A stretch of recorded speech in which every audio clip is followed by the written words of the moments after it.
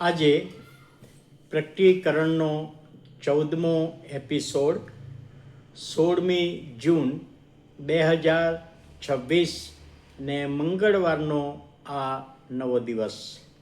આજે આપણે લાવદિકિયા મંડળી વિશે જોવાના છીએ, જે પ્રકટીકરણના 3 અધ્યાયમાં 14 થી 22 સુધી એનો ઉલ્લેખ આપણે વાંચીએ છીએ. આ મંડળી માટે કહ્યું છે કે જગીક વાના તરફ ફરેલી મંડળી, જગીક વાના તરફ. અને આમ ઇતિહાસકારોના વિચારો પ્રમાણે આ મંડળીનો સમય 1925થી આજ સુધી. આજની મંડળીઓમાં પણ આ જગીક વાનાની બાબત જોવા મળે છે. પ્રભુ ઈસુ લેવા આવશે ત્યાં સુધીની બાબત.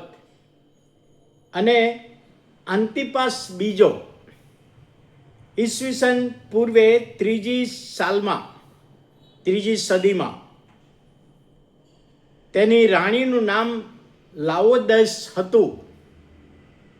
એના પરથી લાવદિકિયા, જેનો અર્થ થાય છે લોકોનો ન્યાય, એ નામ આ રાજાએ પોતાની પત્નીની યાદમાં એ નામ આપ્યું. હવે આ ધનવાન શહેર હતું, બેન્કિંગ વ્યવસ્થા માટે બહુ જાણીતું હતું. કાળા ઊનના કપડાં અને આંખની દવા માટે આ શહેર જાણીતું હતું. આંખની દવા બહુ જ પ્રખ્યાત બાબત હતી અને ઘણા બધા એ આંખની દવા માટે આ શહેરમાં આવતા હતા.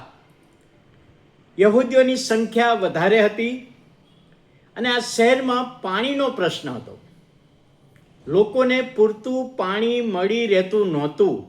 ત્યારે શહેરે જે વ્યવસ્થા કરી હતી એ પ્રમાણે કોલોસી અને હિયાપુરિસ, ત્યાંથી તેઓ પાણી લાવતા કોઈક રીતે.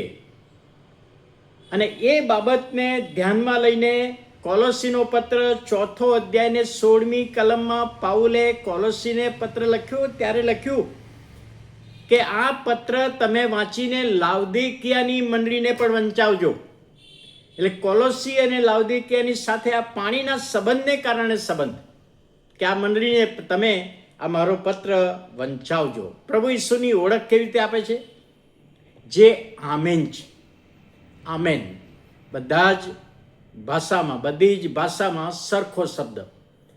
એ પ્રમાણે થાવ, હું એ પ્રમાણે સહમત છું. અને જે આમેન છે, જે વિશ્વાસુ છે, પ્રભુ ઈસુ ખ્રિસ્ત વિશ્વાસુ પ્રભુ, પોતાના સેવા ઉદ્ધારના કાર્યને માટે, અને કહે છે ખરો સાક્ષી છે, જે ઉત્પન્ન કરતા છે, એ આ વાતો લખે છે. અને એ રીતે પ્રભુ ઈસુ ખ્રિસ્તે આ મંડળીને પોતાની ઓળખાણ આપી. હવે અહીં આગળ લખ્યું છે કે તારા કામ, તું ટાઢોય નથી, તું ઊનોય નથી, ઠંડોય નથી ને ગરમ નથી, પણ વચ્ચેનો તું છે. કેટલાક બાઇબલ અભ્યાસીઓ કહે છે કે હિરેયા પોલીસમાંથી પાણી લાવવાનું પાઇપ મારફતે બહુ લાંબુ અંતર, એટલે આવતા આવતા બધી બાબતો ઠપ થઈ જાય. પરંતુ અહીંયા પ્રભુ ઈસુ આત્મિક બાબતમાં કહે છે કે તું ગરમ પણ નથી ને તું ઠંડોય નથી, તું વચ્ચેનો છે, હૂંફાળો. હવે આ મંડળીને માટે જે હૂંફાળો શબ્દ, એટલે આજની મંડળીઓને માટે આ શબ્દ છે. ઇતિહાસકારોના કહેવા પ્રમાણે 1925થી આજ સુધીની મંડળીઓમાં આવું બધું બનતું આવ્યું છે. તો હૂંફાળો છે. હૂંફાળા માટે ગ્રીક ભાષાનો શબ્દ છે ચલિયા રોસ. ન ગરમ ન ઠંડુ. તું આત્મિક પરિસ્થિતિમાં વચ્ચે છું. હવે એને સમજવું હોય તો મત્થીની સુવાર્તામાં 2 રસ્તા પ્રભુ ઈસુએ બતાવ્યા. એક સાંકડો રસ્તો અને એક પહોળો રસ્તો. સાંકડો રસ્તો જે પ્રભુના માર્ગનો રસ્તો છે, એમાં પ્રભુને પર વિશ્વાસ કરનાર, પ્રેમ કરનાર લોકો ચાલે છે. અને પહોળો રસ્તો એ શૈતાનનો છે, એના પર જેઓ પ્રભુને ઓળખતા નથી એ ટોળે ટોળા જાય છે. પણ આજના સમયમાં, આજની મંડળીઓમાં ઘણા બધા એવા છે કે સાંકડા રસ્તા પર જતા નથી, પહોળા રસ્તા પર જતા નથી, વચ્ચેનો રસ્તો પોતે શોધી કાઢ્યો છે. એને હુંફાળો કહેવાય. એને અહીંયા હુંફાળો કહેવાય એવું કહી શકાય. ગ્રીક ભાષાના શબ્દ પ્રમાણે અડધું સમર્પણ. તે અડધું સમર્પણ કર્યું છે. તો ઘણી બધી વખતે મારી બાજુ આવી જાય છે, ઘણી બધી વખતે શૈતાનની બાજુ જતો રહેશે. આ મંડળીના લોકોને કહે છે ને, આજના સમયની મંડળીઓને પણ આ જ બાબત છે. જ્યારે જરૂર પડે ત્યારે ઈસુની વાત, અને જ્યારે શૈતાનની જરૂર પડે ત્યારે શૈતાનની વાત. એવા કે છે મંડળીના સભ્યો છે. એ 96ની સાલમાં લાવદિકિયાની મંડળી માટે લખાયું, અને ઇતિહાસકારો કહે છે 1925થી આજ સુધીની મંડળીઓ આ પ્રકારનું જીવન જીવે છે. એટલે એમાં આપણી મંડળીઓનો, આપણી અત્યારની મંડળીઓ કોઈ પણ હોય એનો પણ સમાવેશ થઈ જાય. અડધું સ્મરણ, વિશ્વાસમાં તું હુંફાળો છે, સુવાર્તા પ્રચારના કાર્ય માટે તું હુંફાળો છે, સેવા કરવાની બાબતમાં તું હુંફાળો છે, ભજન સેવાની બાબતમાં તું હુંફાળો છે, પ્રાર્થનાની બાબતમાં તું હુંફાળો છે, અને પ્રભુની સાથેના સીધા સંબંધમાં પણ તું હુંફાળો છે. આ બધી બાબતો એ મંડળીના સમયમાં મંડળીના સભ્યોમાં હતી, અને આજના સમયમાં આ જ બાબત આજની દરેક મંડળીઓમાં હુંફાળાપણું જોવા મળે છે. નથી ઠંડાઈ નથી કે નથી ગરમ, વચ્ચેનું જીવન જીવનારા. જ્યારે પ્રભુના વચનો મારા હકમાં કંઈક ફાયદાકારક છે ત્યારે પ્રભુના વચનો મારે બતાવવાના, અને જ્યારે મને નુકસાનકારક હોય ત્યારે નહીં બતાવવાના. આવું વલણ આજની મંડળીઓમાં છે.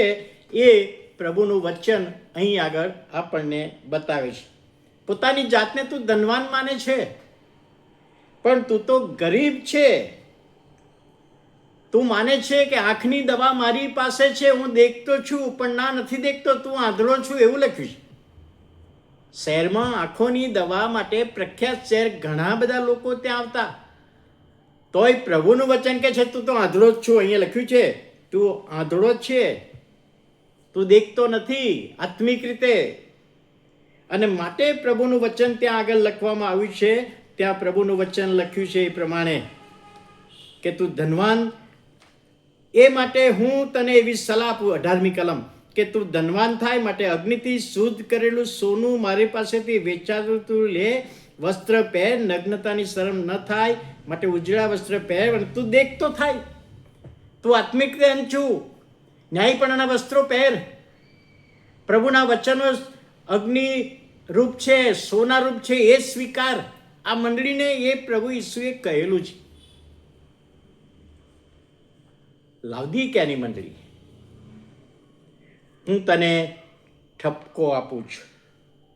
અહીં આગળ કહે છે, મેં બહારનું તારી આગળ ઉગાડું મૂક્યું છે. આગળ પણ કહ્યું, ગઈકાલે પણ જોયું, ફિલાડેલ્ફિયામાં કહ્યું કે બહારનું ઉગાડું છે, અને અહીં આગળ બહારનું બંધ કર્યું છે. હું બહારનું ઠોકું છું, પણ કોઈ ઉઘાડતું નથી. ઇતિહાસની બાબતમાં જોઈએ તો આ ભયંકર બાબત હતી. રોમન સામ્રાજ્યના સૈનિકો આવ્યા હોય, દરવાજો ખટખટાતા હોય, ખોલો, તલવાર હાથમાં છે, અને ખ્રિસ્તી કહે તો મારી નાખે. એટલે બારણું ના પણ ખોલે. પણ અહીંયા પ્રભુ કહે છે મારો અવાજ સાંભળીને બારણું ખોલો. એટલે પ્રભુ અહીંયા મકાનના બારણાની વાત નથી કરતા, હૃદયના બારણા. તમે વિશ્વાસ કરીને મારી પાસે આવો, તમે એ બારણું ખોલો અને મારી પાસે આવો તો મને તમારામાં આવવા દો. એ બાબત સમજવામાં અહીં આગળ આવે છે. અને એટલા માટે પ્રભુનું વચન આપણને એ બતાવે છે, જે જીતે છે તેને હું મારા રાજ્યાસન પર મારી સાથે બેસવા દઈશ. 1000 વર્ષનું રાજ્ય અવારનવાર આપણે જોવાના છીએ આગળના અધ્યાયોમાં. એ 1000 વર્ષના રાજ્યમાં તમને હું બેસવા દઈશ મારી સાથે. એ અધિકાર આપીશ. કોને? જો બારણું ઉગાડ્યું છે તો. બારણું નથી ઉગાડ્યું તો પછી એ હક તમને નહીં મળે, એ રાજ્યમાં તમને પ્રવેશ નહીં મળે. અને માટે પ્રભુનું વચન કહે છે અહીં આગળ કે આત્મા મંડળીઓ જે કહે છે તે જે કાન છે તે સાંભળે.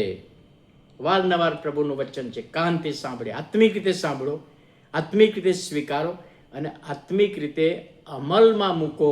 એ બાબત લાવદિકિયાની મંડળીને કહેવામાં આવી છે. 2003માં એક સમાચાર હતા કે આજે કોઈ ત્યાં ખ્રિસ્તી કુટુંબ નથી લાવદિકિયામાં. કોઈ ત્યાં ખ્રિસ્તી કુટુંબ નથી. અહીં આગળ પ્રભુનું વચન બતાવે છે, તું વસ્ત્ર પહેર, ન્યાયપણના વસ્ત્ર પહેર, અને હું તને મારા રાજ્યાસન પર બેસવા દઈશ, મારી સાથે હઈશ. તો વાલા ભાઈઓ અને બહેનો, 7 મંડળીઓ આપણે એક પછી જોઈ. હવે 4થો અધ્યાય આપણે શરૂ કરવાના છે, અને 4થા અધ્યાયની 1 થી 3 કલમ તમે વાંચશો, અને આવતીકાલે એના સંબંધી પ્રભુનું વચન આપણે શીખવાના છે. પણ તમે પ્રાર્થના કરશો. ઘણા બધા મને ફોન કરે છે, કોઈક ન સમજાય એવી બાબત હોય તો પૂછે છે, અને એ માટે પ્રભુનો આભાર માનીએ છીએ કે લોકો સમજવા પ્રયત્ન કરે છે, અને આ વચનો સમજાય માટે પ્રાર્થના કરીએ.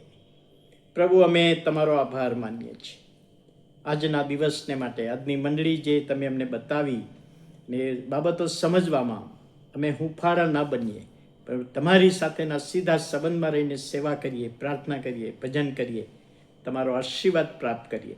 વિનંતી અને પ્રાર્થના ઈસુ પ્રભુના નામમાં સાંભળો, માન્ય કરો. આમેન.